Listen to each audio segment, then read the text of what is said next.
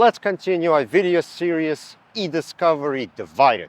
In this series, we're talking about people having different opinions on the same topic and completely arguing that their way is right and the other person's view is completely wrong.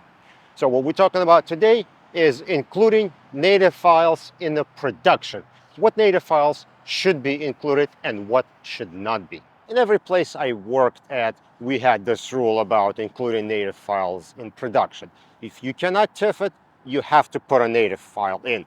You cannot just simply supply a placeholder, right? You either have to have an image with the actual document data, and if you cannot provide that, you have to provide something. And something is the native file. Whether it's encrypted, corrupted, there is some kind of problem with it. Maybe it's a giant text file like a log of a web server or something like that. You have to include something if you're putting placeholder where TIFFs are.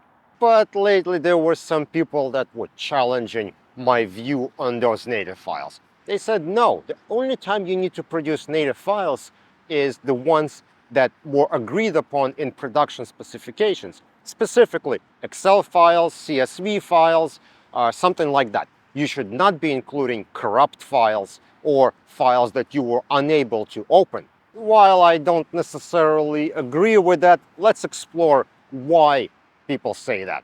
So number one is corrupt files. So if you're giving corrupt file to someone else, you were unable to open it, right? You couldn't image it, you couldn't see what's inside.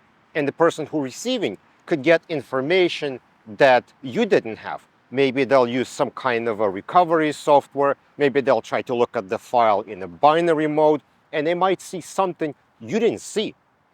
Same applies to proprietary file types. If you have a weird file type that you don't know what it is, it's something odd, and you decided like, all right, well, I can't image it, but I'm going to include it. Well, now people receiving, again, they have advantage because they have access to information that you don't. You gave them information, you didn't look at this file, you don't know what's in there. They open it and they have something that have some kind of information that you don't. And this is especially true for encrypted files. People argue that you should never turn over encrypted files with passwords and such that you couldn't see because the other side could have those passwords, or maybe they'll use some kind of password cracking utility. Maybe passwords super easy and they'll be able to do that. Or with Adobe, sometimes there are like vulnerabilities and you're able to get around password without cracking it. So other people could take extra steps and gain access to information that you do not have. I'm not an attorney, so my opinion probably doesn't matter.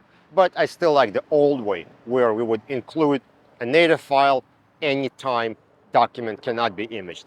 It does seem like a right thing to do. If you're making a production, you have to give people information. And if you're just giving them a placeholder, you're giving them no information whatsoever. So that just seems wrong. But again, people will argue both ways. And this is where I turn it over to you guys. Please let me know in the comment section below, how do you handle these files? If you cannot TIFF a file, do you include a native, or is there a certain condition that has to be met? Please let me know in the comment section below. Don't forget to follow on LinkedIn, subscribe on YouTube, and I will see you in another video.